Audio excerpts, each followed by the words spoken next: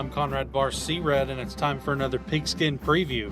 Today we'll be looking at the 2024 football season for the Vandals. We'll get right into the preview after this word from Mooseburg Insurance.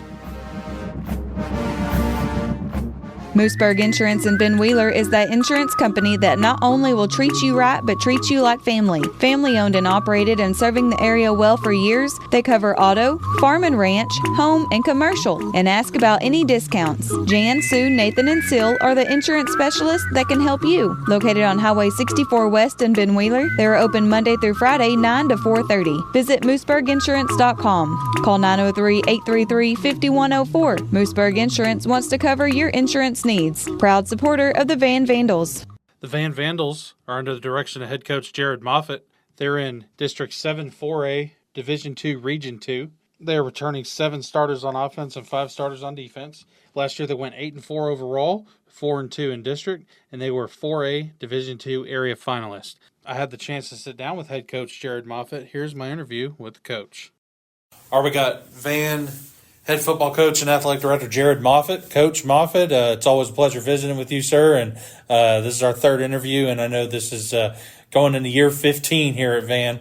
And appreciate you taking the time with us to meet with the radio station and for your Pigskin preview this summer. Yeah, anytime, man. Obviously, we do have new people in the Van community. We do have new people in the KMOO country. So if you could just give an introduction about yourself, tell us about your background, what got you into coaching, maybe some previous high schools you've coached at, things of that nature, and tell us about Jared Moffatt. Well, that's a broad question. Coaching. My dad was a coach. He was an assistant in Sulphur Springs was his last stop. We'd been to a number of places. That was his last stop. I always wanted to coach. I can't even tell you why. It's just what I always wanted to do. I never even thought about doing anything else. It was real simple for me. I went to college, got a degree, and got somebody to hire me. Been coaching ever since. This is, I guess, 26 years. I've been going into my 26 or 27 years, I can't remember, in the profession, and 15 years here in Van. And I've been fortunate. I spent 9 years at Denton Ryan, which is, everybody knows one of the best programs around, and working for Coach Joey Florence, which is, couldn't ask to work for a better guy. I say this all the time. Everything we do here, I pretty much stole from him. I have an unbelievable father, and he taught me how to be a man. I spent 9 years working with Coach Florence. He taught me most of what I know about coaching. We had some great years there at Denton Ryan with some great players and some great staffs, and being able to be a part of 2 state championships are obviously special. Then I've been here in Van, 15 years. I don't know 15 years ago if you'd asked me, well, how long are you going to be in Van? So I don't know. I don't know what my thought process was. I'm sure I figured that I'd coach here for a little bit, hopefully win some games, maybe move on, get to a bigger school. But 15 years later, here I am. And, Van's a great place to be. It's been a great place for my kids to grow up. The twins are seniors this year. When I came here, they were 4. It's the only school they've ever gone to. So Van's been a special place, and we've been fortunate to be a part of the community here in Van and the football program for a long time now. Our coach, this is coming into year 15 of Van. Tell us about this particular offseason and how workouts have gone. Obviously, you've been through 14 different off seasons here at Van. So tell us about this particular one and tell us how things have gone. It's funny you say that, when you say this particular one, because in my mind, I would tell you that this particular one, that's like the last 10. Or the last 5 or the last 7. We've got a great staff here. We've got great coaches. We're very fortunate in Van to have the guys coaching here that have been here now for a while. A lot of these guys have been here for a long time. Coach Parrish, for example, has been here all 15 of my seasons. And Coach Rainey, I think, is on 11 or something like that. We've got guys that have been here a long time. Not much has changed here. So one year rolls into the next, and our guys know exactly what to expect. Our kids know what to expect. And what has always been a constant here in Van is these kids will do anything you ask them to. Hey, guys need to work out at 7 a.m. They show up. Hey, we need to work until this time. They'll stay at that time. The kids in Van work extremely hard. They're highly dedicated. Football is important to them. They're not afraid to work hard. Because you throw all that together, the continuity of the staff, the makeup of the players, every offseason is real similar here in Van. Kids work really hard. They put a ton of time into it. They're highly invested, and they can't wait to start playing when the season starts. And that's kind of how this offseason went, too. All right, Coach, tell us about last year. You guys beat Spring Hill in the first round and did, fortunately, lose to Aubrey in the next round. But tell us about your season and kind of how last year went in the playoffs. Yeah, I thought we had a good year. I mean, we started the season off really well, went 4-1. We beat some good teams in non-district. Won some close ball games, too, against Pine Tree and Lindale. One-score games, beat Paris by 1 point. And that team found a way to win some tight ball games and some close ball games. And as with a lot of seasons in high school football, there are times you have to overcome injuries. We lost Asher Hawkins in week 2. Who was one of our best offensive football players. And then we had a linebacker, Landon Smith, that missed the whole season with an arm injury. And so that's the nature of it, though. When that team, I was really proud of that team and the staff for finding a way. I mean, we got to find ways to get things done around here and put it together and found a way to win some close games. And so I thought we had a good year. As you mentioned, we're able to beat Spring Hill in the first round of the playoffs. And talking about Spring Hill, I was real impressed with Coach Jocelyn. We scrimmaged those guys at the start of the season. The job they did there and where they took that team from the beginning to the end of the season, I was real impressed. When I put the film on of them, starting to watch them for the playoffs, I was real impressed with the job they did. They came a long way, and we were able to beat those guys in the first round, as you said. Lost to Aubrey in the second round. Aubrey had a really good football team. They do a lot of things well there. Didn't think we played our best football that night by any means, especially on offense. It was a disappointing performance, I thought, for us, but it was a good year for us. I was really proud of our kids. Yes, sir. All right, Coach. Obviously, you got some players returning. You do have some seniors graduate from the offseason.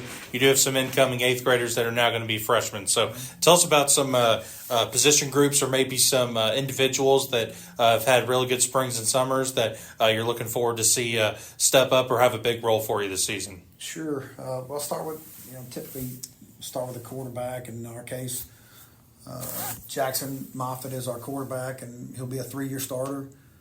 It's always, in my opinion, somewhat of a luxury to have a player back who has that many snaps under his belt. And I remember, I guess it was when one of those years Jimbo Fisher was at A&M, quarterbacks had gotten hurt. They ended up playing with, I can't remember that kid's name, the kid that beat Alabama, playing quarterback that year. But it was early in the season, and he was struggling, and they were interviewing Jimbo Fisher after the game, and his response to the reporter is, that position needs time in the saddle. And that's what he was trying to say. You have to get experience and reps. You have to play the position. And the more you play, the better you can get. So starting with us, with Jackson, he's been a 2-year starter. He's played a lot of football for us.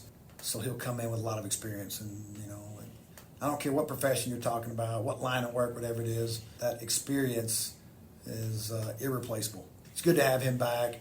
You go to our offensive line, we lost 3 seniors up front from a unit that carried us in a lot of ways last year. Offensive line did a great job, and losing those 3 seniors, obviously, difficult to replace.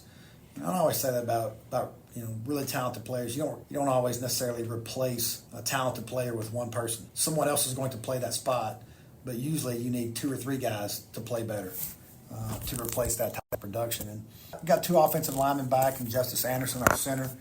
It's great to have your center back. And Cooper Hullum at left tackle is a 3-year starter, and it's great to have Coop back out there in the tackle spot. And then we'll have 3 new guys, step in and have to grow up fast. And, one thing about our non-district schedule, you have to grow up real fast. There's not a lot of time. Make your way slow and get used to varsity football. You better be ready when the time comes because we're playing some good teams. And Caden Rowe back at outside receiver, and Easton Hinch. Easton Hinch plays corner too. He's one of the few guys here who has played a ton on both sides of the ball. Easton has done that now for 2 years. Sometimes that was injury related too. He's done a great job for us. You got both those guys back at receiver. We got some new guys on the inside. So, that's high school football. You got some players back, and then you lose some guys, and you got to replace. Austin Moffatt is back. Austin was interesting. Jackson's twin brother. He was always a slot receiver and a safety coming up, and his sophomore year on JV, a running back got hurt, and all of a sudden we started playing him at running back. We're like, hey, man, he's pretty good. Now, the offensive line coach here, Zach Bryant, will tell you that he said Austin was going to be a really good running back early on in his sophomore year. He takes full credit for Austin's success at running back, and he's probably right. And so, even going into last year with Austin, we knew he was going to play some running back. We still know how much. Austin's not a big guy, but he plays bigger than he is. He ran really well for us last year, made some plays out of the backfield, catching the ball. which was natural to him because he grew up playing receiver. Having him back in the backfield will help. And I don't mind telling you, for a dad, I'm their dad, and so and their head coach. But to look out there on a Friday night in the backfield and see, one of them playing quarterback and his twin brother standing next to him playing running back, that's pretty fun. Pretty fun for me as a dad. At the same time, I don't mind telling you, at coaching school this last weekend, my buddies from Denton Ryan and Coach Rainey, our defensive coordinator, they made it real clear. Well, if we don't score any points, there's only one family to blame, the Moffats. And I'm like, I guess that's right. I'm calling the plays, quarterback and runner. Well, it's obviously our fault. Like, if we don't score, it's our fault. I used to be able to just blame the offensive line coach, but I guess we'll be blaming us. But it's a unique experience, and looking forward to this year with those guys and getting them to do that. And we got some other guys back. And be on the defensive side. Yeah, then you move over to the defensive side. Defensively, Cade Christian is back at strong safety, and Cade. We love Cade. Cade has a ton of tackles. He plays so reckless. He has no regard for his body, whatsoever. And he's just our kind of guy. Plays on the edge. He moved to Van in maybe the 5th or 6th grade. I want to say the 5th grade. He's in the same grade as the Twins, so I would always see him playing youth football. Maybe the first scrimmage I was at, this little blonde-haired kid was running up from safety and smoking people. And I asked him, I said, "Hey, man, who is this kid?" "Dad, he's new. His name's Cade." We fell in love with Cade early. He's just one of those guys. Some people have the ability, even though they're not, to strike you. And Cade's always been one of those guys. And so, he's been a really good play for us, and glad to have him back. I talk about Easton Hinch, a 3-year starter at corner, and the job he's done. Foster Ruff started at linebacker for us, and there's a possibility he might play defensive end this year.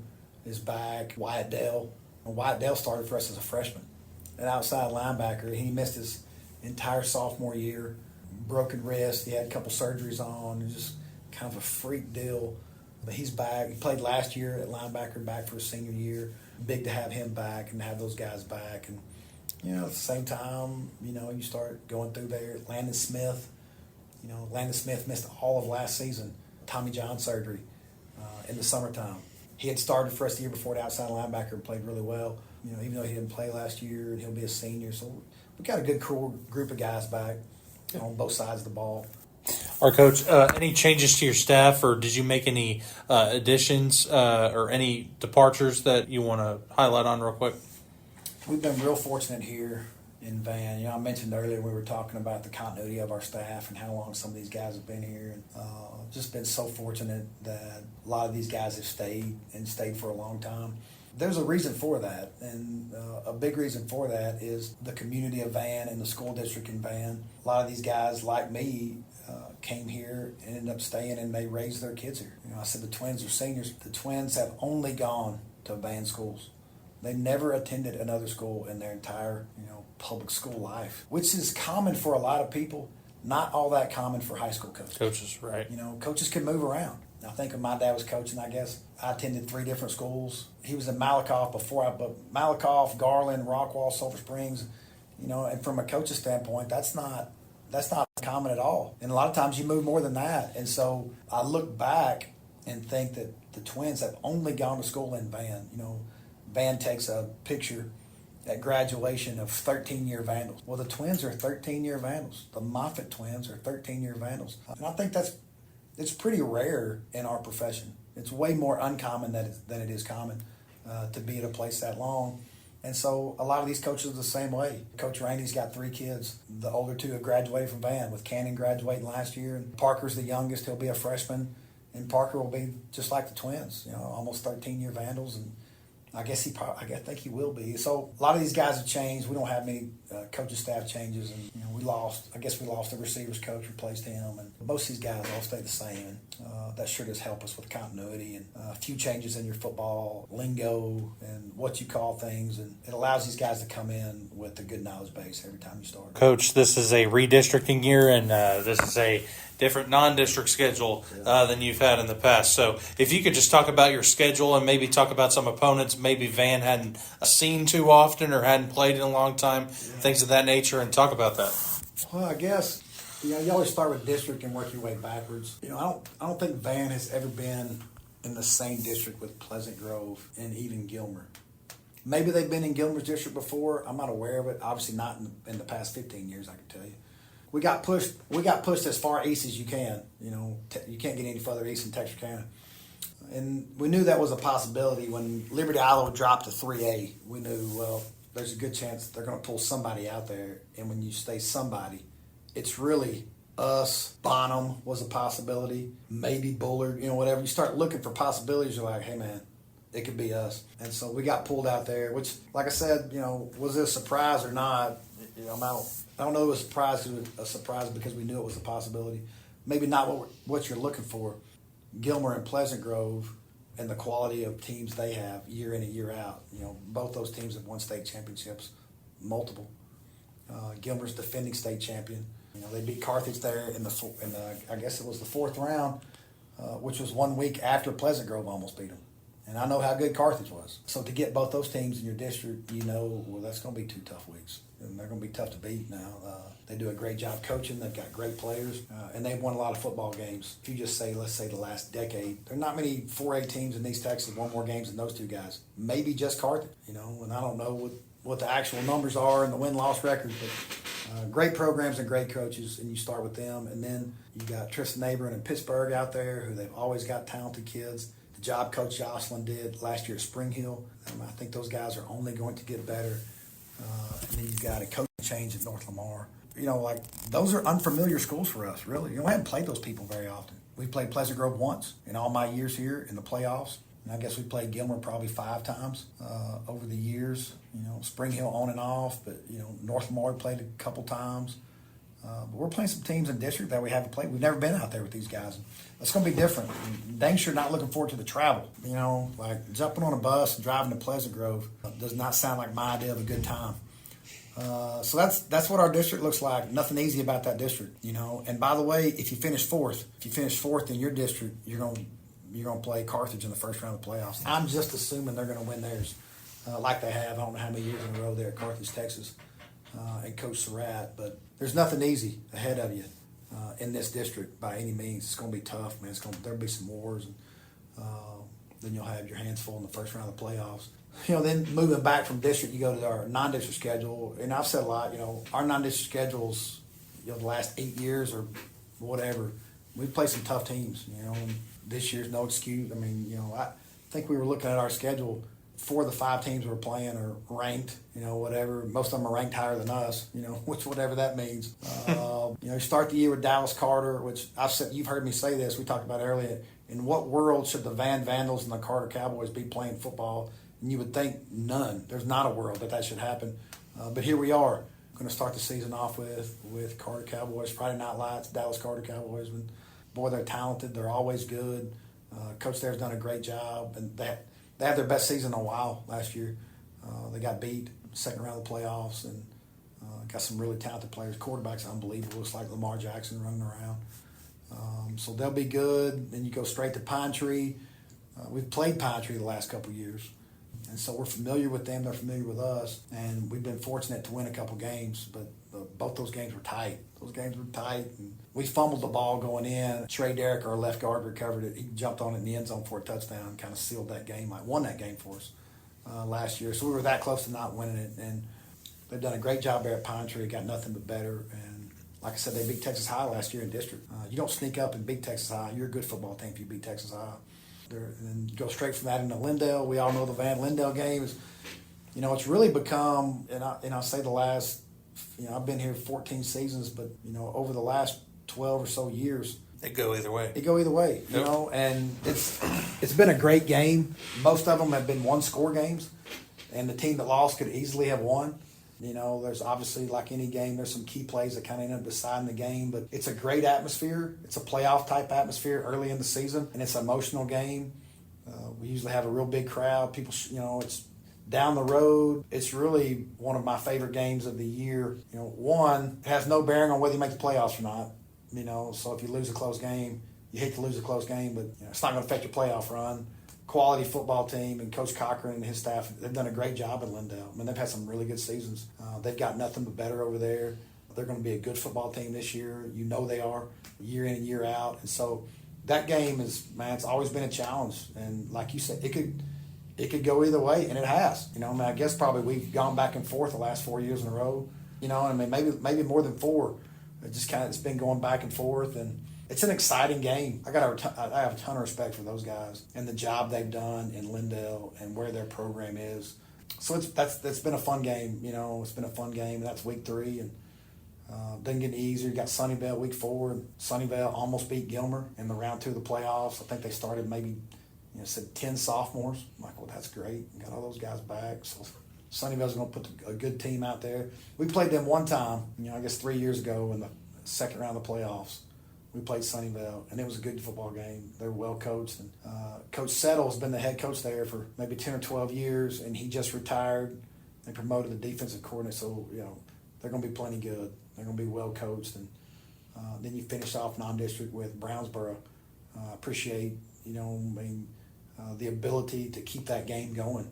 Us and Brownsboro are kind of like us and Camp down the road, but you're 10, 15 miles apart, and kids grow up playing each other. Brownsboro have played for years and years and years and years, and so to have the opportunity and ability to keep that game going, with the two communities and people that know each other and kids playing each other growing up, and it'll be a good way to finish off district. So that's our schedule. Like I said, ain't nothing easy. Ain't nothing easy about the people on our schedule.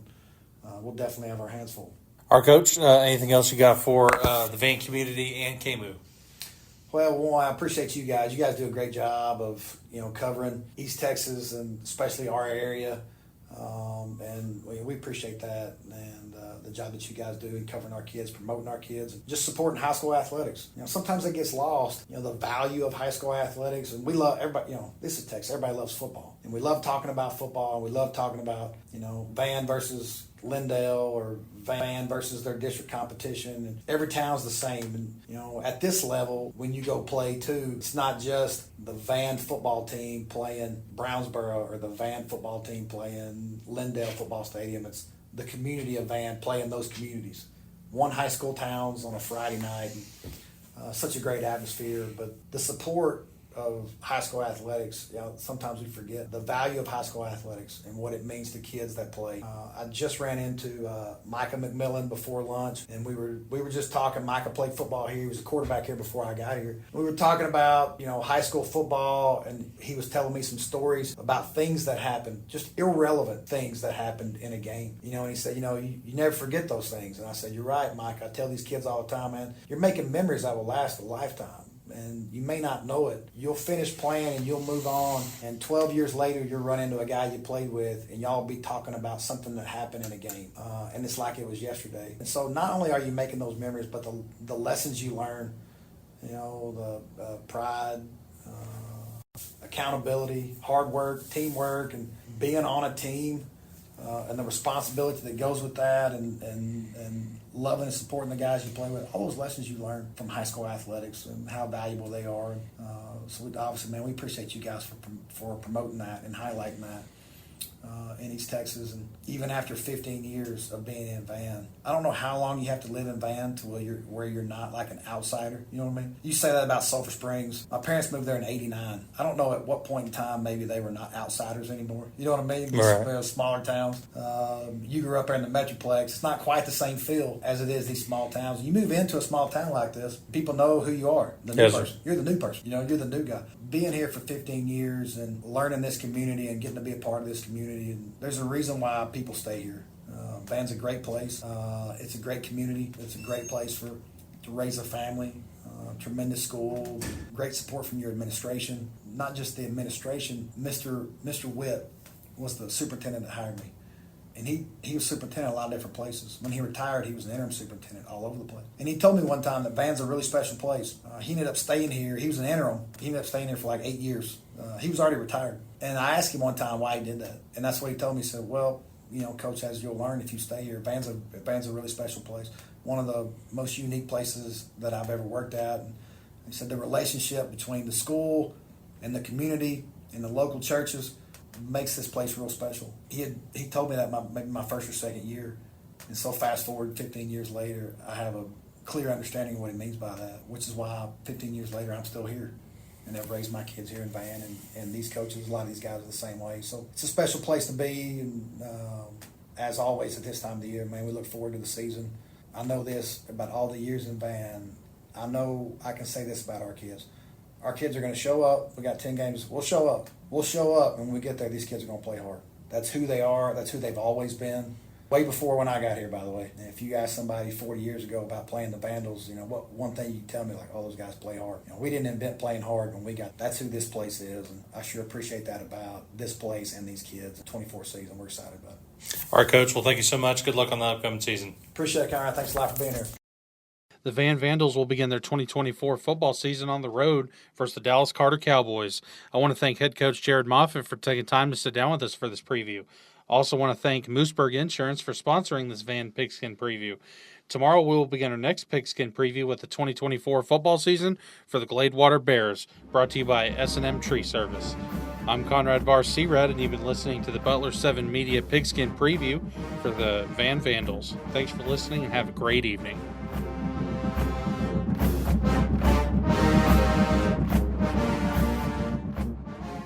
Mooseburg Insurance in Ben Wheeler is that insurance company that not only will treat you right, but treats you like family. Family owned and operated and serving the area well for years, they cover auto, farm and ranch, home, and commercial. And ask about any discounts. Jan, Sue, Nathan, and Seal are the insurance specialists that can help you. Located on Highway 64 West in Ben Wheeler, they are open Monday through Friday, 9 to 4:30. Visit mooseburginsurance.com. Call 903-833-5104. Mooseburg Insurance wants to cover your insurance needs. Proud supporter of the Van Vandals.